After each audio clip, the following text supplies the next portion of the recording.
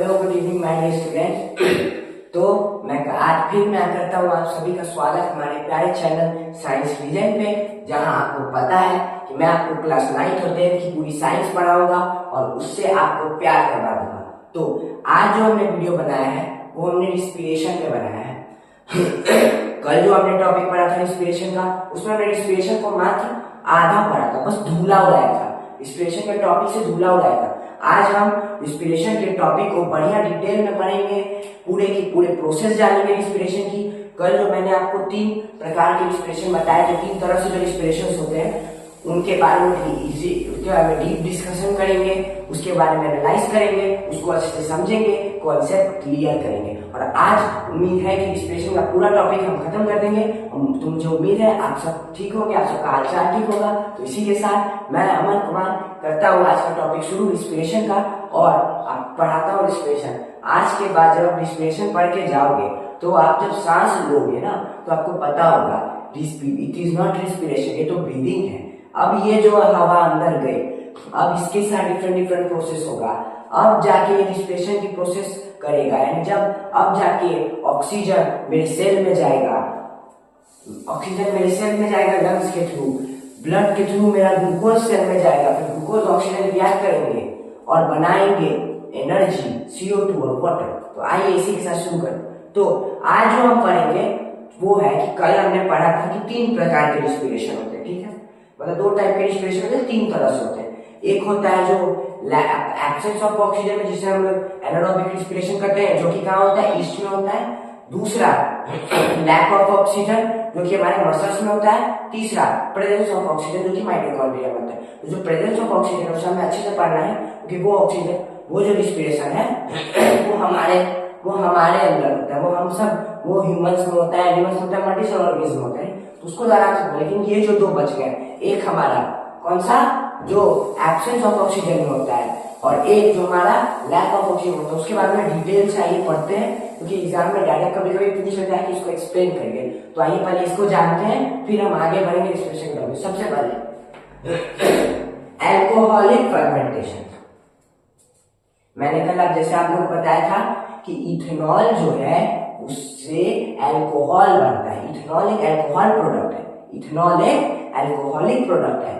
Ethanol से ही alcohol बनता है, इसीलिए हम लोग उसे क्या बोलते हैं, अल्कोहलिक फर्मेंटेशन बोलते हैं। और ऐसे भी जान लीजिए कि एब्सेंस और प्रेजेंस ऑफ ऑक्सीजन के अलावा जो रिस्पिरेशन होता है, उन दोनों रिस्पिरेशन को हम लोग फर्मेंटेशन बोलते हैं। क्यों? क्योंकि उससे कुछ ना कुछ बनता है, कुछ ना कुछ क्रिएट होता है।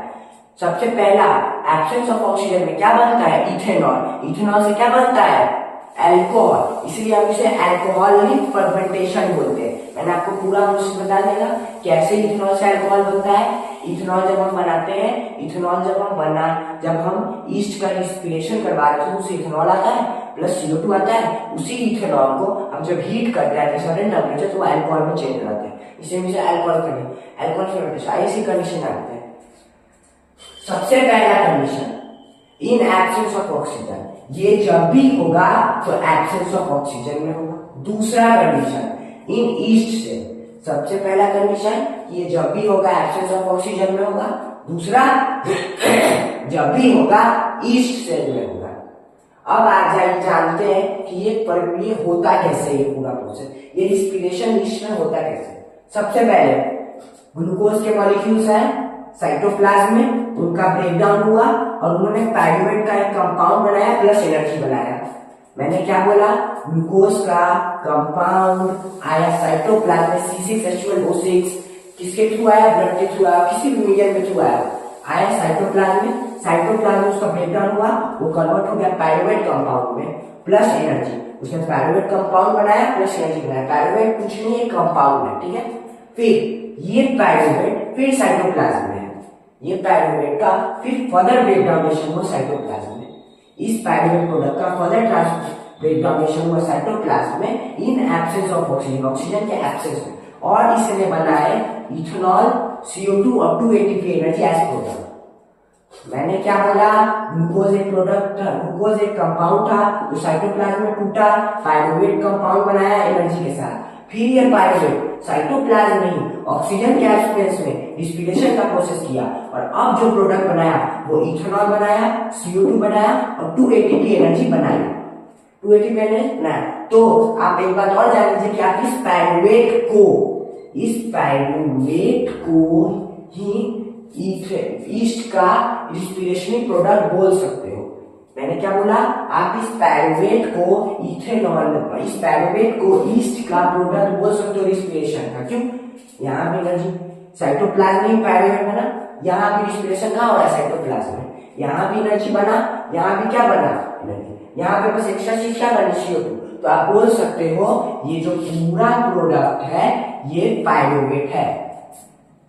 आप बोल सकते हो कि जो पायरुवेट साइटोप्लाज्म में पहले बना था वही पायरुवेट यहाँ भी बना है। इसीलिए कई बार क्वेश्चन पूछ देता है कि कौन सा रिस्पिरेशन जो है वो पायरुवेट रिस्पिरेशन है। क्या है? पायरुवेट रिस्पिरेशन, इसमें पायरुवेट ग्रुप बनता है। तो आप बोल सकते हो कि ईस्ट का जो रिस्पिरेशन होता है वो एक तरह से पायरुवेट रिस्पिरेशन ही होता है, क्योंकि यहाँ भी साइटोप्लाज्म में ही प्रोडक्ट बन रहा होता है, प्रोडक्ट एनर्जी बनता है, एनर्जी यहाँ भी होता है। तो आप बोल सकते हो कि ये क्या है? Pyruvate product. अब आइए दूसरा रिस्पिरेशन, लैक्टिक फर्मेंटेशन। मैंने आपको फर्मेंटेशन का मतलब बता दिया, बनना। हम क्या जानते हैं? लैक ऑफ ऑक्सीजन में जब रिस्पिरेशन मसल्स में होता है तो लैक्टिक एसिड बनती है। लैक्टिक एसिड बनती है, क्योंकि लैक्टिक एसिड बनती है इसलिए हम इसे लैक्टिक फर्मेंटेशन कहते हैं। इसे क्या कहते हैं? Lactic fermentation. आइए जानते हैं लैक्टिक फर्मेंटेशन में होता है। लैक्टिक फर्मेंटेशन होने के लिए सबसे पहला condition lack of oxygen, oxygen का लैक होना चाहिए, ऑक्सीजन का बेटा लैक होना चाहिए। दूसरा, इन मसल्स ये रिस्पिरेशन जब भी होगा, जब भी लैक्टिक एसिड प्रोड्यूस होगी, कहाँ होगा? मसल्स में। कब? जब ऑक्सीजन का लैक हो। ऑक्सीजन का लैक कब होगा? जब आप कोई फिजिकल एक्टिविटी ज्यादा कर रहे हो, आप कोई स्पोर्ट्स खेल रहे हो, तब जब आपके मसल्स ज्यादा वर्क कर रहे होंगे, ज्यादा कॉन्ट्रैक्ट रिलैक्स कर रहे होंगे तब। तीसरा, accumulation of lactic acid in muscles cell cause cramps। जब एक सर्टेन टाइम के बाद लैक्टिक एसिड का हमारे मसल्स में क्या होता है? एक्यूमुलेशन होता है, इकट्ठा होने लगते हैं। जब लैक्टिक एसिड हमारे मसल्स में इकट्ठा होने लगते हैं, एकजुट होने लगते हैं, बहुत ज्यादा अमाउंट हो जाते हैं, तब उस समय हमारे मसल्स, हमारा जो मसल होता है वो एक चीज से सफर करता है, वो क्या है? क्रैम्प्स। आपको मेडिकल ग्रेड रिएक्शन का एग्जांपल दिया, बताया कि कैसे वो उस दिन बहुत ज्यादा सिंगल डबल्स ले रहा था, बहुत हाई टेम्परेचर था, तो उसके मसल्स को ऑक्सीजन का लैक हो गया। उसके लैक ऑफ ऑक्सीजन उसके मसल्स ने क्या किया? उसके मसल्स ने रिस्पिरेशन किया। जब रिस्पिरेशन किया तो उसके मसल्स में क्या प्रोड्यूस हुआ? Lactic acid. एक टाइम के बाद लैक्टिक एसिड बहुत प्रोड्यूस हो गया, तो वो क्या हो गया? एक्यूमुलेट हो गया। और जैसे ही वो एक्यूमुलेट हुआ, उसने क्या कॉज किया? उसने मसल्स को जकड़ लिया और उस जकड़ से क्या आया? क्रैम्प आया। तो यही यहाँ लिखा हुआ है, accumulation of lactic acid muscles से कॉज क्रैम्प। अब आइए जानते हैं कि ये होता है कैसे। सबसे पहले ग्लूकोज का कंपाउंड साइटोप्लाज्म में है। ग्लूकोज एक कंपाउंड है जो साइटोप्लाज्म में है, ठीक है? सेल के साइटोप्लाज्म। अब यहाँ पे ये कंपाउंड पायरुवेट प्लस एनर्जी में कन्वर्ट हो गया। यहाँ पे ये कंपाउंड टूटा और पायरुवेट प्लस एनर्जी में कन्वर्ट हो गया। अब फिर ये पायरुवेट साइटोप्लाज्म में ही फिर रिस्पिरेशन करेगा। ये पायरुवेट कंपाउंड साइटोप्लाज्म में ही लैक ऑफ ऑक्सीजन में रिस्पिरेशन करेगा और प्रोडक्ट बनाएगा lactic acid plus 2 ATP energy. मैंने क्या बोला? ये ग्लूकोज का कंपाउंड था, साइटोप्लाज्म में सेल के आया, टूटा और टूट के कंपाउंड बना जिसे पायरुवेट कहते हैं। 3 कार्बन मॉलिक्यूल्स, ये होता है 6 कार्बन मॉलिक्यूल्स, 6 कार्बन मॉलिक्यूल्स,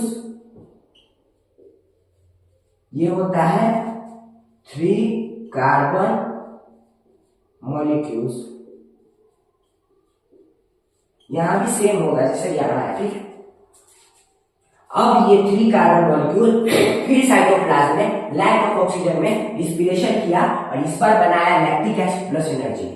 और मैं आपको कमाल की बात बताऊं, आप इस रिस्पिरेशन के प्रोडक्ट को भी पायरुवेट बोल सकते हो। क्यों पायरुवेट बोल सकते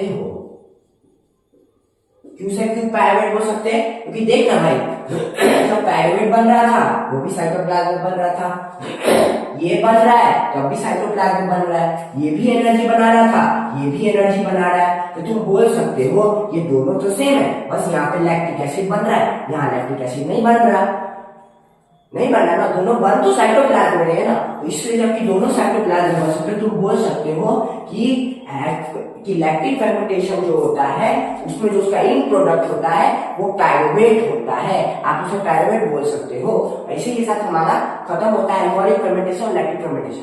जो एक और बच गया जो कि ऑक्सीजन के प्रेजेंस में होता है माइटोकॉन्ड्रिया में, वो मैं आपको कल बता चुका हूँ कि होता क्या है। हमारा सेल रहता है, ब्लड जो होता है वो क्या लेके आता है, ग्लूकोज को लेके आता है हमारे कहाँ सेल तक, और ऑक्सीजन को लेके आता है हमारा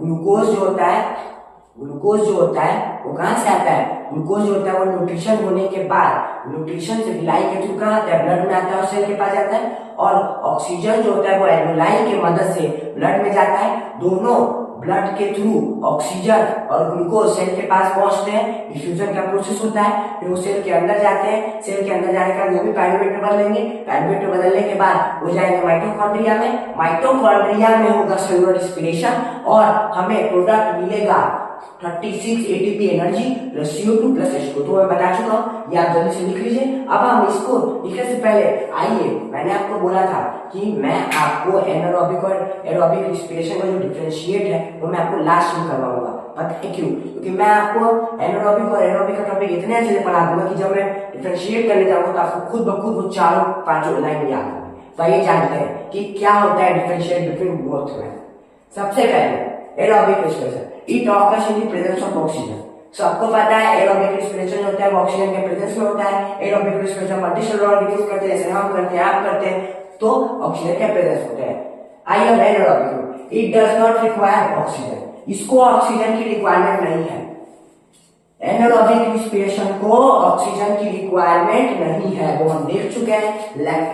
एल्कोहलिक फर्मेंटेशन, लैक्टिक फर्मेंटेशन दोनों में ऑक्सीजन की रिक्वायरमेंट नहीं रहती है। अब आइए aerobic respiration, it occurs in mitochondria process. हम सबको पता है एरोबिक रेस्पिरेशन है जो हमारे और आपके में रेस्पिरेशन होता है वो माइटोकॉन्ड्रिया, सेल के माइटोकॉन्ड्रिया के अंदर होता है। अब आइए एनारोबिक में, it occurs in cytoplasm of cell. हम सबको पता है एनारोबिक रेस्पिरेशन जो होता है वो साइटोप्लाज्म में होता है सेल के, यहाँ साइटोप्लाज्म, यहाँ साइटोप्लाज्म। तीसरा, end product are CO2 H2O। Aerobic respiration में जो इन प्रोडक्ट होता है, एनर्जी के अलावा जो प्रोडक्ट होते हैं वो क्या होते हैं, CO2 और H2O होते हैं। यानी हम आप जो रेस्पिरेशन करते हैं, हमारे या आपके सेल में जो रेस्पिरेशन होता है उसमें इन प्रोडक्ट क्या रहता है, CO2 H2O। एनर्जी के अलावा जो बचता है उसे इन प्रोडक्ट बोलते हैं, ठीक।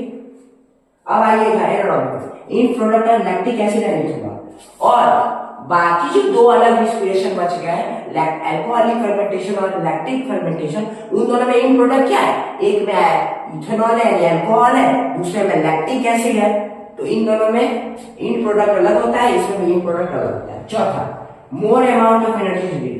हम सबको पता है कि मल्टी सेलुलर ऑर्गेनिज्म जो होते हैं उन्हें ज्यादा एनर्जी का रिक्वायरमेंट चाहिए as compare to unicellular organism. तो सीधी सी बात है, उनके में जो सेलुलर रेस्पिरेशन होगा उससे जो एनर्जी प्रोड्यूस होगा वो बहुत हेवी अमाउंट में रिलीज होगा, बहुत ज्यादा अमाउंट में एनर्जी रिलीज होगा, बहुत हेवी अमाउंट में एनर्जी रिलीज होगा। और जो यूनिसेलुलर ऑर्गेनिज्म होंगे उनमें लेस अमाउंट में एनर्जी रिलीज होगा।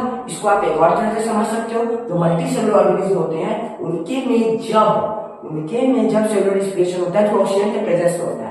क्योंकि वो ऑक्सीजन के प्रेजेंस में होता है तो वो ग्लूकोज के मॉलिक्यूल को पूरी तरह तोड़ देते हैं। तो पूरा अगर ग्लूकोज का ब्रेकडाउन होगा तो ज्यादा एनर्जी प्रोड्यूस होगा। एनर्जी किससे प्रोड्यूस हो रहा है, ग्लूकोज से।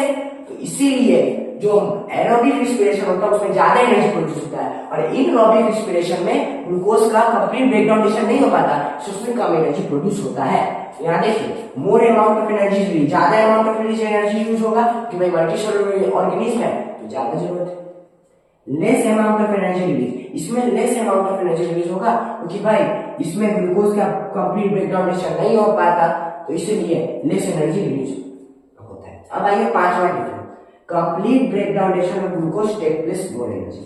अब यहां से क्योंकि इसमें ग्लूकोज का कंप्लीट ब्रेकडाउन होता है तो उस कंप्लीट ब्रेकडाउन को कराने के लिए जो एनर्जी रिलीज करता है, रिलीज होता है सेलुलर रेस्पिरेशन के बाद, वो ज्यादा लगता है। सर समझ नहीं है? देखिए, मैंने कल आपको बताया था कि मल्टीसेलुलर ऑर्गेनिज्म में जब सेलुलर रिस्पिरेशन होता है तो उससे जो एनर्जी रिलीज होती है उसमें आधी से ज्यादा एनर्जी तो सेलुलर रिस्पिरेशन कराने के लिए लग जाती है, चाहे वो यूनिसेलुलर ऑर्गेनिज्म हो चाहे वो मल्टीसेलुलर ऑर्गेनिज्म हो। रिस्पिरेशन कराने के लिए भी सेल्स को एनर्जी लगानी पड़ती है। तो जो एनर्जी एरोबिक रिस्पिरेशन करने वक्त लगानी पड़ती है सेल्स को, वो ज्यादा होती है। क्यों? क्योंकि इसमें ग्लूकोज का कंप्लीट ब्रेकडाउन करना पड़ता है, ग्लूकोज को पूरी तरह तोड़ना पड़ता है कि ज्यादा से ज्यादा एनर्जी प्रोड्यूस हो। ठीक है, तो यहाँ पे क्या लिखा हुआ है? Complete breakdown of glucose take place more energy. जब भी ग्लूकोज का जहां भी कंप्लीट ब्रेकडाउन होगा वहां पे ज्यादा एनर्जी लगेगी। ठीक है। दूसरा, मैंने आपको बताया एनारोबिक रिस्पिरेशन में ग्लूकोज का कंप्लीट ब्रेकडाउन नहीं होता क्योंकि उतनी एनर्जी रिलीज नहीं होती तो उतनी एनर्जी लगेगी भी नहीं रिस्पिरेशन की प्रोसेस कराने के लिए। तो वही यहाँ लिखा हुआ है कि incomplete breakdown of glucose take place low energy. जब ग्लूकोज का कंप्लीट ब्रेकडाउन नहीं होगा, इनकम्प्लीट ब्रेकडाउन होगा तो उसको करने के तो उस रिस्पिरेशन में एनर्जी भी कम लगेगी। तो ये इसका डिफरेंशिएट। आप इसको एक बार बढ़िया से लिख लीजिए, फिर हम अगले टॉपिक पे जाते हैं। तो मुझे उम्मीद है कि आपने लिख लिया होगा, आपने पिछला वाला लिख लिया होगा जो मैंने आपको दिखाया था, अल्कोहलिक फर्मेंटेशन और लैक्टिक फर्मेंटेशन। अब हम आगे बढ़ते, जो हमारा एक और रिस्पिरेशन बच गया था जो कि था हमारा एरोबिक रिस्पिरेशन, जिसमें मल्टीसेलुलर ऑर्गेनिज्म होता है, सेल्स के अंदर माइटोकॉन्ड्रिया में, बताइए उसके बारे में जानते हैं। उसके भी कुछ कंडीशंस हैं। पहला, इन प्रेजेंस ऑफ ऑक्सीजन। हम सब जानते हैं, हम आप या जितने भी मल्टीसेलुलर ऑर्गेनिज्म वो जो रिस्पिरेशन करते हैं वो एरोबिक होता है और वो ऑक्सीजन के प्रेजेंस में होता है, क्योंकि हम सांस लेते हैं, हम ऑक्सीजन को भी इंटेक करते हैं। ठीक है। दूसरा, इन माइटोकॉन्ड्रिया। हम सब ये भी जानते हैं कि एरोबिक रिस्पिरेशन जब भी होगा तो माइटोकॉन्ड्रिया, सेल के माइटोकॉन्ड्रिया के अंदर होगा। ठीक है। अब आइए तीसरा, इट प्रोड्यूस मोर एनर्जी। हम सब जानते हैं मल्टीसेलुलर ऑर्गेनिज्म को ज्यादा रिक्वायर होता है एनर्जी का, प्लस वो जो सेलुलर रिस्पिरेशन करते हैं वो ऑक्सीजन के प्रेजेंस में करते हैं, इसमें ग्लूकोज के जो मॉलिक्यूल्स होते हैं कंप्लीट ब्रेकडाउन होते हैं, तो ज्यादा से ज्यादा एनर्जी प्रोड्यूस होता है। तो इसलिए एरोबिक रिस्पिरेशन जब भी होगा उसमें ज्यादा एनर्जी प्रोड्यूस होगा। अब आइए, अब जानते हैं एरोबिक रिस्पिरेशन कैसे होता है। पहले हमने जाना लैक्टिक फर्मेंटेशन कैसे होता है, अल्कोहलिक फर्मेंटेशन कैसे होता है, अब हम जानेंगे एरोबिक रिस्पिरेशन कैसे होता है। सबसे पहले वही प्रोसेस होगा, ग्लूकोज का जो कंपाउंड है आफ्टर न्यूट्रिशन होने के बाद हम सब जानते हैं कि विलाई जो होता है वो सारे न्यूट्रिएंट्स को सर्कुलेटरी सिस्टम में फेंकता है, सर्कुलेटरी सिस्टम में डाल देता है। तो वो क्या करेगा, न्यूट्रिशन होने के बाद जो ग्लूकोज बना उसको स्मॉल इंटेस्टाइन से एब्जॉर्ब करेगा और सर्कुलेटरी सिस्टम में डालेगा। जैसे ही सर्कुलेटरी सिस्टम में ग्लूकोज पहुंचा, ब्लड के थ्रू सारा का सारा जो ग्लूकोज है वो कहाँ आ गया, साइटोप्लाज्म में आ गया। वो कहाँ आ गया, साइटोप्लाज्म। जैसे ही साइटोप्लाज्म आया उसका ब्रेकडाउन हुआ और वो पायरुवेट कंपाउंड में चेंज हो गया, ग्लूकोज कंपाउंड से साइटोप्लाज्म में आते ही वो पायरुवेट कंपाउंड में बदल गया, वो एक कंपाउंड बना लिया जिसको हम पायरुवेट कहेंगे। पायरुवेट प्लस एनर्जी दोनों बना दिया। ठीक। अब फिर वही पायरुवेट माइटोकॉन्ड्रिया में इन करता है। कहाँ इन करता है, माइटोकॉन्ड्रिया में, और प्रेजेंस ऑफ ऑक्सीजन में रिस्पिरेशन की प्रोसेस करता है। प्रेजेंस ऑफ ऑक्सीजन में रिस्पिरेशन की प्रोसेस करता है। जैसे ही रिस्पिरेशन की प्रोसेस करता है तो वो प्रोडक्ट बनाता है, क्या, CO2 H2O और 36 ATP एनर्जी, और 36 ATP एनर्जी। फिर से समझिए, ग्लूकोज ब्लड के थ्रू सेल के पास आया, जैसे ही सेल के पास आया साइटोप्लाज्म में घुसा, साइटोप्लाज्म में वो ग्लूकोज कंपाउंड से पायरुवेट कंपाउंड में बदला, एनर्जी बनाया। फिर ये पायरुवेट माइटोकॉन्ड्रिया में किया, जैसे ही माइटोकॉन्ड्रिया में किया ऑक्सीजन के प्रेजेंस में इसने CO2 बनाया, H2O बनाया, 36 ATP एनर्जी आया।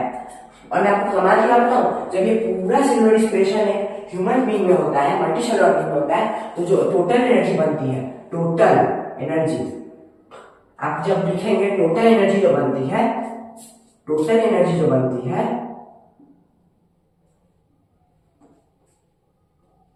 वो बनती है 38। सर 38 क्यों 38? इसलिए कि सबसे पहले एनर्जी बनती है साइटोप्लाज्म में पायरुवेट के फॉर्म में, तो वो 2 एनर्जी बनाता है, 2 ATP बनाता है, 2 ATP बनाता है, और 36 ATP बनता है माइटोकॉन्ड्रिया में। तो सेल के पास टोटल एनर्जी कितनी हुई, 38 ATP एनर्जी।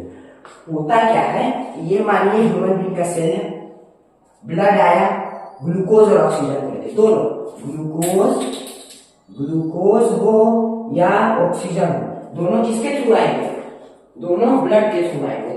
जैसा ही ब्लड के थ्रू ग्लूकोज ऑक्सीजन आया इन किए सेल के अंदर, सेल में डिफ्यूजन का प्रोसेस हुआ, ग्लूकोज ऑक्सीजन दोनों के दोनों सेल में एंटर किए। जैसे ही सेल में एंटर किए सबसे पहले साइटोप्लाज्म में क्या होगा, वो पायरुवेट में बदलेंगे।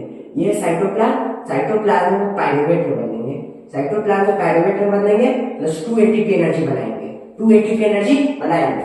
अब यहां से हो जाएंगे माइटोकॉन्ड्रिया में, ये पायरुवेट घुसा माइटोकॉन्ड्रिया में, माइटोकॉन्ड्रिया में घुसने के बाद इसने क्या बनाया, इसने बनाया 36 एटीपी एनर्जी। इसने किया सेलुलर रिस्पिरेशन, एरोबिक रिस्पिरेशन और बनाया 36 एटीपी एनर्जी, और 36 एटीपी एनर्जी के साथ उसे बनाया CO2 और वाटर। और उस समय पे सेल में टोटल एनर्जी कितनी होगी, 36 माइटोकॉन्ड्रिया का, 2 एटीपी एनर्जी साइटोप्लाज्म में है। तो साइटोप्लाज्म और माइटोकॉन्ड्रिया एनर्जी को मिला देंगे तो सेल के अंदर टोटल एनर्जी कितनी हुई, सेल के अंदर टोटल एनर्जी कितनी हुई, 38 एटीपी। तो इसी के साथ एरोबिक रिस्पिरेशन भी खत्म हो गया। एरोबिक रिस्पिरेशन के हम लोग टाइप्स पढ़ चुके हैं, बता चुके हैं कि एरोबिक में बहुत ज्यादा एनर्जी प्रोड्यूस होती है। ये सारी जो डिस्कशंस है ये हम लोग कर चुके हैं, पिछला जो हमने लिखा था उसमें हम ये सब कवर कर चुके हैं। तब अब जब हम आगे बढ़ेंगे तो हमने ये देख लिया कि रिस्पिरेशन होता कैसे है, कितने प्रकार का रिस्पिरेशन होता है, रिस्पिरेशन होने के लिए ऑक्सीजन की जरूरत पड़ती है, ठीक है सर, सेल में रिस्पिरेशन होता है। अब जो हम पढ़ेंगे वो हम खास करके एरोबिक रिस्पिरेशन के बारे में पढ़ेंगे।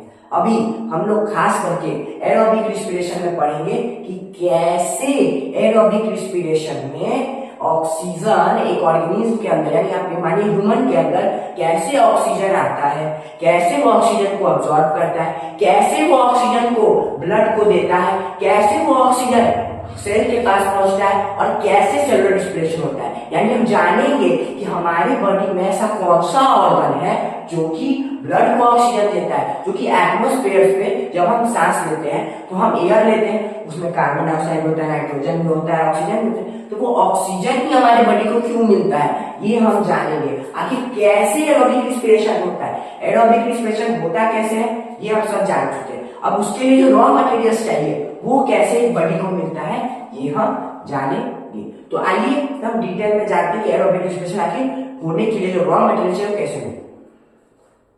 सबसे पहले देखिए ये है flow of air inside the human respiratory system. सबसे पहले समझिए जो भी रिस्पिरेटरी सिस्टम का मतलब क्या है, रिस्पिरेशन होने के लिए, मैंने क्या बोला, रिस्पिरेशन होने के लिए जो जो रॉ मटेरियल्स चाहिए, जैसे ऑक्सीजन चाहिए, रिस्पिरेशन कराने के लिए भाई ऑक्सीजन तो चाहिए, तो वो जो ऑक्सीजन चाहिए उस ऑक्सीजन को ब्लड तक पहुंचाने के लिए जो एक सिस्टम बनता है उसको हम रिस्पिरेटरी सिस्टम बोलते हैं। क्या बोलते हैं, रिस्पिरेटरी सिस्टम। फिर समझिए एरोबिक रिस्पिरेशन कराने के लिए आपको ऑक्सीजन चाहिए, उस ऑक्सीजन को सेल तक पहुंचाने के लिए, उस ऑक्सीजन को बॉडी में इन करवाने के लिए, लाने के लिए जो एक पूरा सिस्टम होता है, जो पूरा पाथवे होता है कि ऑक्सीजन को एटमॉस्फेयर से बॉडी के अंदर तक लाने के लिए, उस पूरे पाथवे सिस्टम को हम लोग रिस्पिरेटरी सिस्टम बोलते हैं। रिस्पिरेटरी सिस्टम का मतलब सांस लेना, यानी जो जो चीजें हम सांस लेने से सांस छोड़ने तक में इस्तेमाल होता है, जो जो ऑर्गन सांस लेने से सांस छोड़ने तक में यूज होता है, इस्तेमाल होता है, उसे हम कहेंगे रिस्पिरेटरी सिस्टम।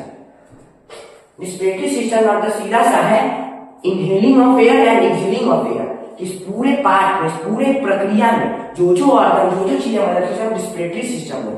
आइए जानते हैं रिस्पिरेटरी सिस्टम।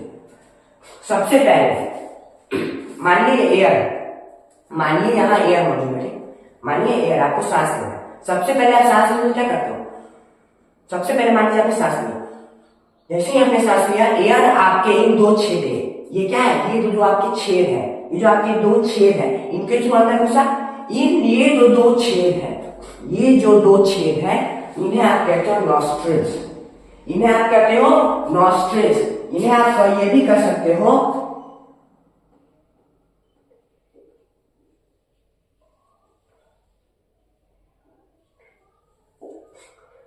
इन्हें क्या कहोगे, ये वो जगह है जहां से बॉडी में एयर घुसता है, बॉडी में एयर घुसता है। अब आप फिर से सांस लीजिए, जैसे ही आपने सांस लिया, एयर इन दो छेदों के थ्रू, छेद के थ्रू, नॉस्ट्रिल्स के थ्रू, होल्स के थ्रू अंदर गई सा। जैसे ही एयर अंदर घुसता है, आपको एक सेंसेशन होता होगा कि एयर कहीं से गुजर रहा है, एयर कहीं से पास कर रहा है, एक रास्ते के थ्रू पास कर रहा है। ये जो आप छेद में हाथ डालते हो तो आपको ये जो रीजन दिखाई देता है, ये रीजन जो आपको दिखाई दे रहा है, इस रीजन को आप कहते हो नेसल पैसेज।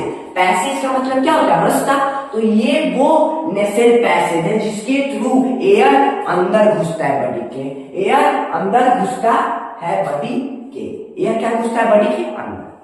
आगे जैसे ही एयर नॉस्ट्रिल्स के थ्रू होते हुए, नेसल पैसेज के थ्रू रास्ते के होते होते होते होते होते होते यहाँ पहुंचता है, कहाँ? यहाँ इस रीजन में पहुंचता है, तो वो पहुंचता है फेरिंग्स के पास। फेरिंग्स क्या होता है? फेरिंग्स जो होता है वो कॉमन पैसेज होता है हमारे बॉडी का। कॉमन पैसेज मतलब ये वो रास्ता है जहां से विंड पाइप और फूड पाइप दोनों है जुड़े हुए, जहां से दोनों विंड पाइप और फूड पाइप दोनों अलग होते हैं। ये वो रास्ता है जहां से विंड पाइप और फूड पाइप दोनों अलग होते हैं। यानी यहीं पे विंड पाइप भी अटैच है और यहीं पे फूड पाइप भी अटैच है। यानी यही वो जगह है जहां से खाना भी जाता है और हवा भी जाती है, खाना भी जाता है और एयर भी जाता है। तो जैसा ही नॉस्ट्रिल्स के थ्रू होते होते होते होते नेसल पैसेज के होते होते होते होते होते हम यहाँ फेरिंग्स में पहुंचे, तो पता चला फेरिंग्स जो हमारा कॉमन पैसेज है वो फूड एयर, यानी फूड भी यहीं से जाता है, एयर भी यहीं से जाता है। ठीक, इसलिए आपके माता पिता आपको बोलते होंगे जब आप खाना खाते होंगे, खाना खाने समय बोलो नहीं, क्योंकि जैसे ही तुम खाना खाने समय बोलोगे तो क्या होगा? तुम सांस देखना, जब तुम खाना खाते हो तो उस टाइम तुम सांस नहीं ले रहे होते। तुम कभी नोटिस करना, जब तुम खाना खा रहे होते या खाने को चिबा रहे होते हो और कर रहे होते हो, उस समय तुम सांस नहीं ले रहे होते, उसमें तुम इनहेलेशन नहीं कर रहे होते हो। क्यों? क्योंकि अगर तुम उस समय इनहेलेशन करोगे तो क्या होगा? वो जो एयर है वो आपके फूड पाइप में घुस जाएगा। क्यों? क्योंकि दोनों का रास्ता सेम है। फेरिंग्स, वहां फेरिंग्स के पास दोनों रास्ते मौजूद है, एक एयर एक फूड। वो डिसाइड करने के लिए कि फूड कब कहाँ जाएगा, एयर कहाँ जाएगा, क्या होता है? जब तक आपको एक काम कर रहे होते हो तो एक अपने आप बंद हो जाता है, एक अपने आप बंद हो जाता है। तो जैसे ही आप मैंने खाना खाते समय बोला, जैसे ही आप खाना खाते समय बोलोगे तो क्या होगा? आप सांस ले लोगे। देखो खा लो, हाँ, जैसे आपने खाना खाने को बोलना स्टार्ट किया, आपने क्या किया? सांस लिया, आपने इनहेल किया एयर को, और जैसे ही आपने एयर को इनहेल किया, आपके माउथ में फूड पार्टिकल है और उसी टाइम पे एयर भी इंटर कर गया, तो क्या होगा? उस समय फेरिंग्स दोनों रास्ते खोल देगा, दोनों रास्ते खुल जाएंगे। और उस समय कभी कभी क्या होता है कि फूड विंड पाइप में पहुंच जाता है, या जो फूड पाइप में विंड घुस जाता है। इसकी वजह से आपको क्या होता है? सड़कता है। आपने सुना होगा कि सड़क गया, वो सड़कता क्यों है? इसी की वजह से सड़कता है। अब फेरिंग्स के जस्ट नीचे होता है लैरिंक्स। फेरिंग्स के जस्ट नीचे होता है लैरिंक्स। ये जो आपको दिख रहा है ना, ये जो आपको एक गोला सा दिख रहा है, यही है फेरिंग्स, यही है आपका फेरिंग्स, जिसे आप एडम्स एप्पल बोलते हो, वॉइस बॉक्स बोलते हो, जो भी आप चाहो वो बोलते हो। ये जो लैरिंग्स होता है ये अलग खेल खेलता है। इसके पास होता है एपिग्लोटिस। इसके पास एक चीज होती है जिसका नाम होता है एपिग्लोटिस। क्या नाम होता है? एपिग्लोटिस। इसके पास होता है एपिग्लोटिस। एपिग्लोटिस क्या करता है? जब हम सांस ले रहे होते हैं उस समय ये लैरिंक्स जो होता है वो एपिग्लोटिस की मदद से फूड पाइप को बंद कर देता है। फूड पाइप को क्यों बंद कर देता है? कि जब हम सांस लें तो एयर जो है वो मेरा विंड पाइप में जाए, ना कि फूड पाइप में एंटर करे। क्योंकि अगर एयर फूड पाइप में घुस जाएगा तो फूड पाइप को डैमेज कर सकता है अपने प्रेशर से। इसलिए लैरिंक्स क्या करता है? सांस लेने के बाद किसको बंद कर देता है? फूड पाइप को। और ये फेरिंग्स क्या करता है? खाना खाने के बाद ग्लोटिक्स के मदद से, इसके पास होता है एक चीज जिसका नाम है ग्लोटिक्स। ग्लोटिक्स, अब ये ग्लोटिक्स के मदद से विंड पाइप को बंद कर देता है कि खाना खाने समय खाना जो है वो विंड पाइप में ना घुसे। तो ये दोनों एक दूसरे को कॉन्ट्राडिक्ट करते हैं। ठीक है, अब लैरिंक्स के बाद मेरा फूड पहुंचा ट्रेकिया में, मेरा विंड पहुंचा ट्रेकिया में। ट्रेकिया जो होता है वो विंड पाइप होता है, यानी जैसे इसोफेगस हमारा फूड पाइप है, वैसे ट्रेकिया हमारा विंड पाइप है। इस विंड पाइप की लेंथ होती है 10 से 12 सेंटीमीटर और इसका ब्रेथ होता है 2 से 3 सेंटीमीटर। ट्रेकिया क्या है? हमारा विंड पाइप है, इस विंड पाइप में होते होते होते होते होते होते होते होते होते होते होते होते अब हमारा एयर पहुंचेगा लंग्स में।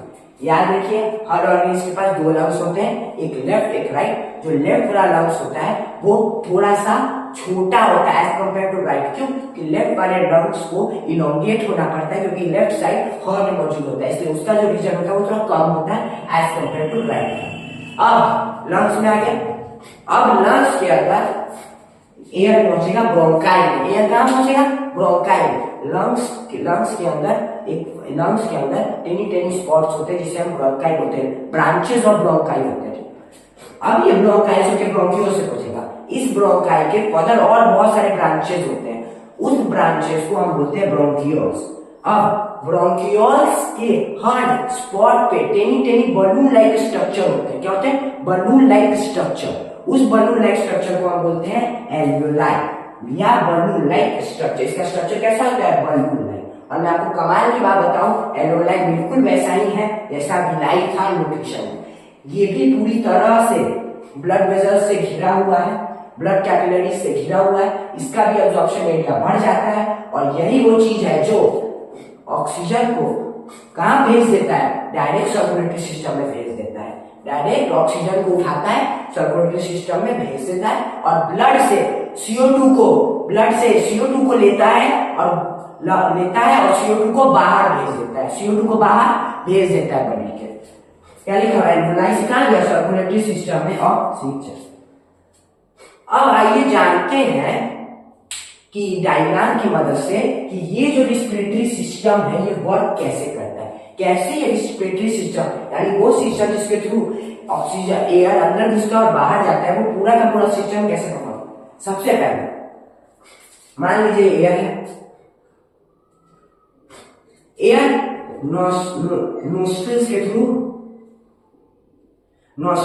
इन किया। जैसे ही नोस्ट्रिल के थ्रू इन किया यानी इन दो छेदों के थ्रू घुसा। ये दो छेद क्या है? गेट है जिसके थ्रू एयर घुसता है। घुसने के बाद इसे एक रास्ता मिला जिसे हमने नेसल पैसेज कहा। एक रास्ता, नाक का रास्ता। इस नाक के रास्ते से गया और कहां पहुंचा? फेरिंग्स के पास पहुंचा। ये आपका क्या है? फेरिंग्स के पास पहुंचा।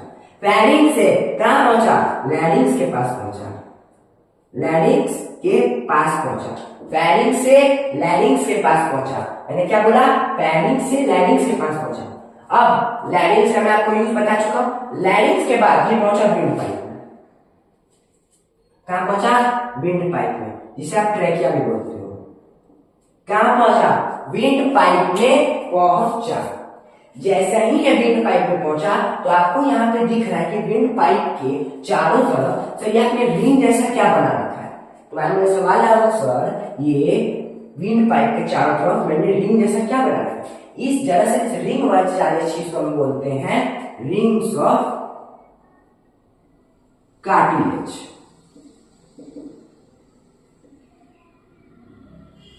ये आप देख रहे होंगे कि ट्रेकिया के चारों तरफ ये रिंग शेप का कुछ चीज है। ये कैसा है? रिंग शेप का कुछ चीज है। इसे हम बोलते हैं rings of cartilage. Rings of cartilage, इसका यूज क्या है?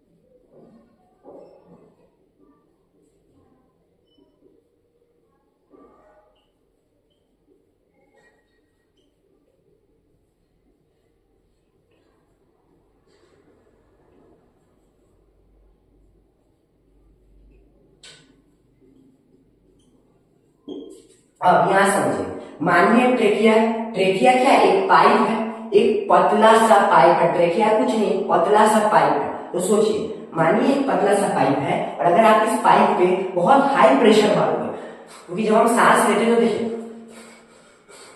तो बहुत तेजी हम सांस लेते हैं। तो अगर मान लो ये सिर्फ ट्रेकिया एक पाइप हो तो जब हम सांस लेते हैं तो ये क्या होगा? मान लो ट्रेकिया एक पाइप है, हम बहुत कस के सांस लेते हैं, क्या होगा? ये क्या होगा? कॉन्ट्रैक्ट होगा, रिलैक्स होगा, कॉन्ट्रैक्ट होगा, रिलैक्स होगा, और ऐसा होते होते होते इसके जो सेल्स होंगे वो डैमेज होंगे। ये क्या हो जाएगा, कोलैप्स हो जाएगा। ट्रेकिया क्या है, एक मसल्स का सेल ही तो है, ये ट्रेकिया क्या है, मसल्स ऑफ सेल्स है। ये कोई मजबूत अंबुजा सीमेंट थोड़ी है, ये क्या है, मसल्स ऑफ सेल्स है। तो सोचो जब हम ब्रीदिंग करते हैं तो उस समय हमारे लंग्स का प्रेशर बहुत ज्यादा, एयर का प्रेशर बहुत ज्यादा होता है। तो अगर मान लो ये रिंग्स ऑफ कार्टिलेज नहीं होगा तो ये जो विंड पाइप होगा ये कोलैप्स कर जाएगा, यानी कोलैप्स कर जाएगा मतलब खत्म हो जाएगा ब्रीदिंग के वक्त, क्योंकि ब्रीदिंग के बाद एयर का प्रेशर बहुत ज्यादा होता है। तो ये रिंग्स ऑफ कार्टिलेज क्या करता है कि ये जनरली सी शेप का होता है, rings of cartilage C shape का होता है। It protect trachea from collapse during breathing. जब हम सांस ले रहे होते हैं उस समय ये रिंग्स ऑफ कार्टिलेज जो होता है वो ट्रेकिया को हार्ड बना के रखता है, ट्रेकिया को स्टेबल करके रखता है कि जब भी हम सांस लें तो सांस लेने का जो प्रेशर होगा उससे ट्रेकिया के जो वॉल्स हैं वो कोलैप्स नहीं करे और आप ब्रीदिंग की प्रोसेस कर सको। It also provide stability to windpipe. ये विंड पाइप को एक स्टेबिलिटी प्रोवाइड करके रखता है कि कोई कितना भी कस के सांस ले ले, कितना भी कस के सांस छोड़ दे, तुम्हें एक जैसा रहना है, ठीक है। तो रिंग्स ऑफ कार्टिलेज का रिंग्स ऑफ कार्टिलेज से बार सवाल पूछता है तो आपको सीधे याद रखना है कि इट सी शेप का होता है, रिंग्स ऑफ कार्टिलेज से मिलकर बना हुआ होता है। It protect trachea from collapse, trachea को कोलैप्स होने से बचाते हैं। कोलैप्स होने का मतलब जब आप सांस ले रहे होते हैं उस समय एयर का प्रेशर बहुत ज्यादा होता है। तो अगर ट्रेकिया में रिंग्स ऑफ कार्टिलेज नहीं होगा तो ट्रेकिया जो होगा वो एयर के प्रेशर से कोलैप्स कर जाएगा, ठीक है, उसके सेल्स डैमेज होंगे, ठीक। दूसरा, it also provide stability to windpipe. ये विंड पाइप को एक स्टेबिलिटी प्रोवाइड करके रखता है जिससे आप कितना बार भी सांस ले लो विंड पाइप को कुछ नहीं होगा। दूसरा, ये हो गया विंड पाइप। अब विंड पाइप ट्रेकिया से होते एयर आया दो हिस्सों में बट गया। एयर जो है वो दो हिस्सों में बट गया, पहला लेफ्ट लंग, दूसरा राइट लंग और लेफ्ट लंग में एयर बट गया। अब एयर सबसे पहले जाएगा ब्रोंकियाई में, ब्रोंकाई से एयर जाएगा ब्रोंकियोल्स में, और ब्रोंकियोल से एयर पहुंचेगा एल्वियोलाई में, ब्रोंकियोल से एयर पहुंचेगा एल्वियोलाई में। और ये जो एल्वियोलाई होता है इसके चारों तरफ होते हैं ब्लड वेसल्स जिसके थ्रू क्या होगा, यहाँ पे समझिए, आपने एयर इनहेल किया। आप जब एयर इनहेल करते हो तो उसमें CO2 का परसेंटेज लो होता है एंड ऑक्सीजन का परसेंटेज हाई होता है, ठीक है। तो जैसे ही आपने एयर इनहेल किया, यहाँ एल्वियोलाई के पास ऑक्सीजन मौजूद है, ऑक्सीजन का कंसंट्रेशन ज्यादा है, यहाँ पे ब्लड आएगा, ब्लड में CO2 का कंसंट्रेशन ज्यादा होगा, ऑक्सीजन का कंसंट्रेशन कम होगा। तो एल्वियोलाई एक प्रोसेस करेगा जिसका नाम है डिफ्यूजन के प्रोसेस से एल्वियोलाई ऑक्सीजन ब्लड को देगा और CO2 ले लेगा। CO2 कैसे लेगा, डिफ्यूजन के प्रोसेस में क्या होता है, कोई चीज हायर कंसंट्रेशन से लोअर कंसंट्रेशन में जाती है। तो जैसे ही ये ब्लड यहाँ आया, ब्लड में कार्बन डाइऑक्साइड का कंसंट्रेशन बहुत ज्यादा है, तो क्या होगा, कार्बन डाइऑक्साइड हायर कंसंट्रेशन से लोअर कंसंट्रेशन जाएगा, यानी ब्लड से एल्वियोलाई यानी लंग्स के पास जाएगा। एल्वियोलाई में ऑक्सीजन का कंसंट्रेशन बहुत ज्यादा है, तो क्या होगा, एल्वियोलाई से ऑक्सीजन ब्लड की तरफ चल जाएगा हायर कंसंट्रेशन लोअर कंसंट्रेशन। जैसे ही ये कार्बन डाइऑक्साइड एल्वियोलाई के पास आया, एल्वियोलाई से ब्रोंकियोल्स में गया, ब्रोंकियोल से ब्रोंकाई में गया, ब्रोंकाई से ट्रेकिया में गया, ट्रेकिया से लैरिंक्स में गया, लैरिंक्स से फेरिंक्स में गया, फेरिंक्स से नेसल पैसेज में गया और नेसल पैसेज से नॉस्ट्रिल, और नॉस्ट्रिल के थ्रू कार्बन डाइऑक्साइड आपके बॉडी से निकल जाएगा। इसीलिए आपने सुना होगा कि जब आप एयर को एक्सेल करते हो, तो CO2 का कंसंट्रेशन ज्यादा होता है, ऑक्सीजन का कंसंट्रेशन कम होता है। लेकिन आप दोनों सूरतों में छोड़ते दोनों हो, लेते दोनों हो। और अगर आपके मन में सवाल आ रहा है कि सर एयर तो नाइट्रोजन भी होता है, तो नाइट्रोजन का हमारे बॉडी में कोई काम नहीं होता, तो नाइट्रोजन जैसे आया है वैसे ही चला जाएगा। तो आप इसे एक बार लिख लीजिए, अब मुझे उम्मीद है कि मैंने आपको ये पूरा टॉपिक बढ़िया से पढ़ाया होगा। अब हमारा एक छोटा सा टॉपिक बच रहा है कि इन सारे पार्ट्स को मैं अच्छे से आपको डिफिनीशन दे दूं, दिखवा दूं, वो मैं आपको अगले वीडियो में कर दूंगा और अगले वीडियो में हम ये टॉपिक खत्म कर देंगे और ट्रांसपोर्टेशन की तरफ बढ़ जाएंगे। अगर कोई भी गलती हुई हो मुझसे पढ़ाने में तो आप मुझे कमेंट करके जरूर बताइए, मैं उसमें और सुधार करूंगा और अच्छे से पढ़ाऊंगा और अच्छे से आपको साइंस सिखाऊंगा। तब तक के लिए हो सके तो इस वीडियो को लाइक कर दीजिए, शेयर कर लीजिए, सब्सक्राइब कर लीजिए कि जितने से जितने लोगों से हो सके मैं उनकी मदद कर सकूं, उनका कॉन्सेप्ट क्लियर कर सकूं, उन्हें भी साइंस से प्यार दिला सकूं और आप सबका फेवरेट टीचर बन सकूं। तब तक के लिए tata bye bye, see you.